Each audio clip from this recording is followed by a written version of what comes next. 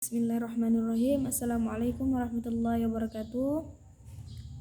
Alhamdulillahirrabbilalamin. Wabihi nasta'in ala umuri dunya waddin. Wassalatu wassalamu ala asrafil anbiya wal mursalin wa ala alihi wa sahbihi ajma'in amma ba'd.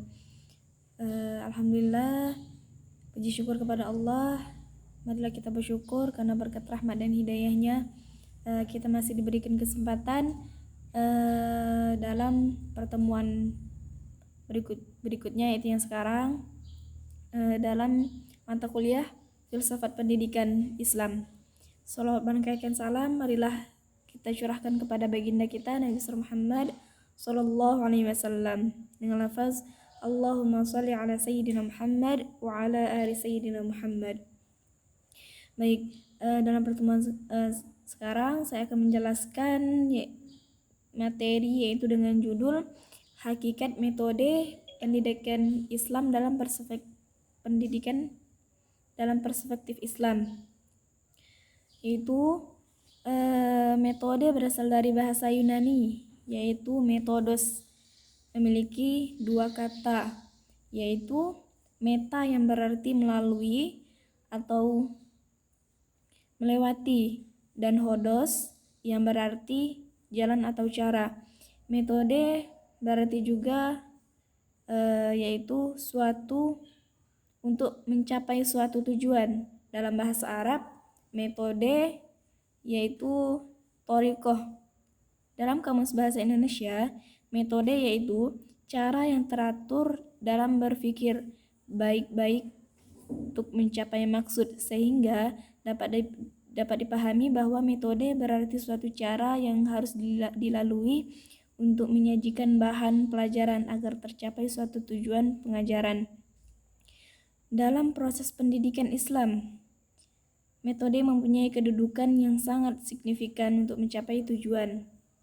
Bahkan, metode sebagai seni dalam transfer ilmu pengetahuan kepada peserta didik dianggap lebih signifikan dibandingkan dengan materi sendiri.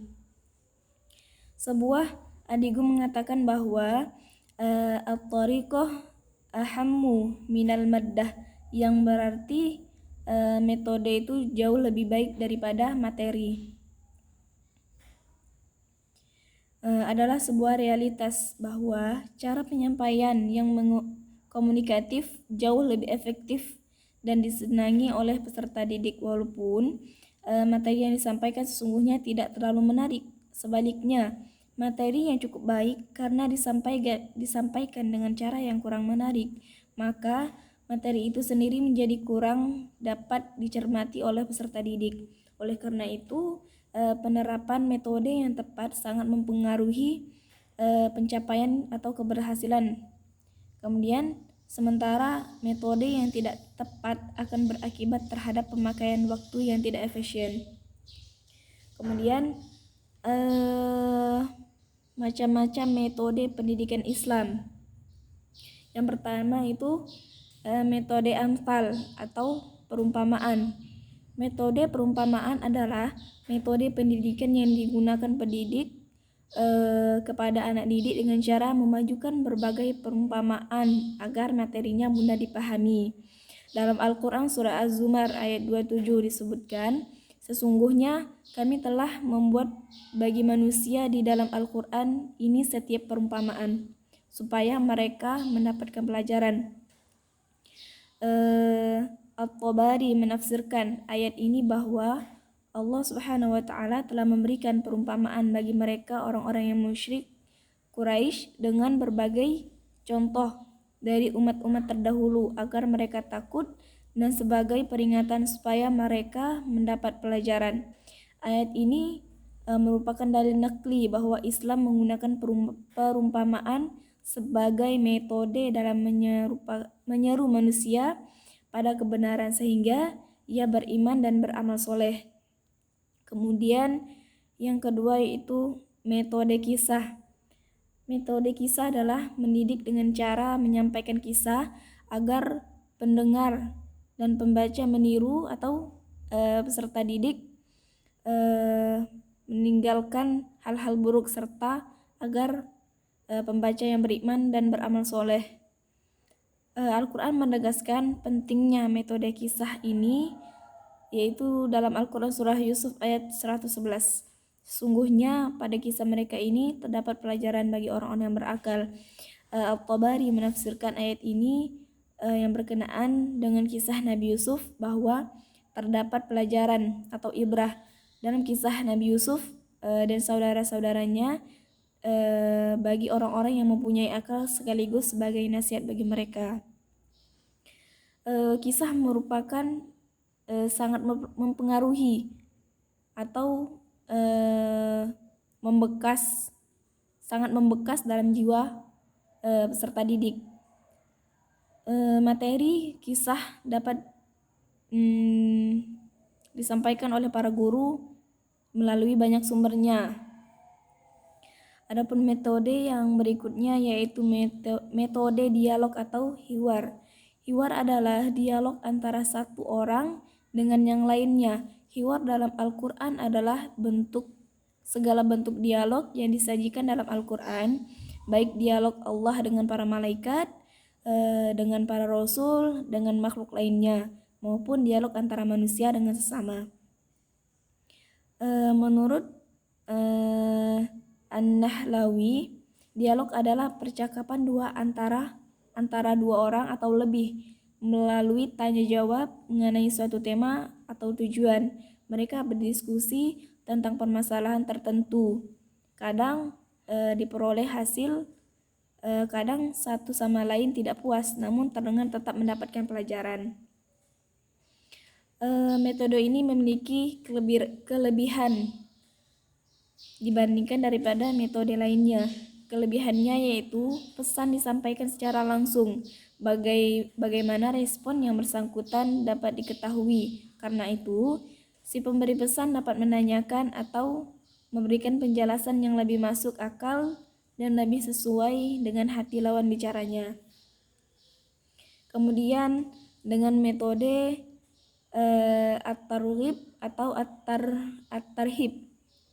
Kata at-targhib diambil dalam Al-Quran yang berasal dari kata kerja rogoba yang artinya menyenangkan atau menyukai. At-targhib berbentuk isim masdar yang mengandung arti suatu harapan untuk memperoleh kesenangan dan kebahagiaan. Metode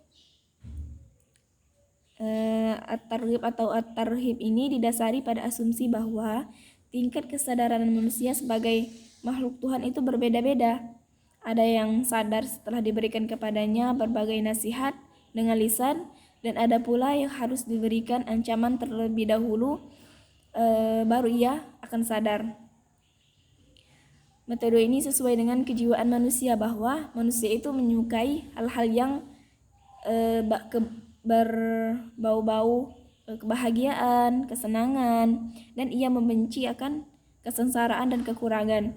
Guru harus bisa meyakinkan bahwa siswa agar mereka selalu cenderung pada iman dan kebaikan dan menghindari kekufuran. Kemudian melalui metode teladan. Ada manusia yang terpengaruh oleh metode teladan, ada yang cocok dengan percakapan, ada yang lebih bermanfaat baginya metode kisah, dan seterusnya. Kepribadian guru akan mempengaruhi respon siswa saat pembelajaran.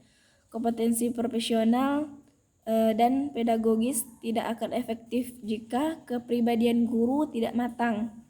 Siswa akan apatis meskipun yang disampaikannya benar. Maka selain harus selalu belajar, guru juga harus melatih jiwanya agar kepribadiannya matang, yaitu membaca Al-Quran, zikir, tadabbur alam merupakan metode pendidikan hati agar hatinya bersih sehingga yang bersangkutan berkepribadian matang.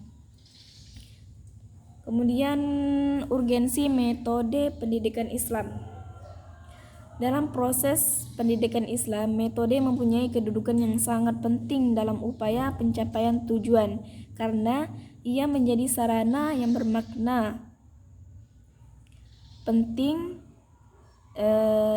yaitu bermakna materi pelajaran yang tersusun kurikulum pendidikan sedemikian rupa sehingga dapat dipahami atau diserap oleh peserta didik menjadi pengertian-pengertian yang fungsional terhadap tingkah lakunya.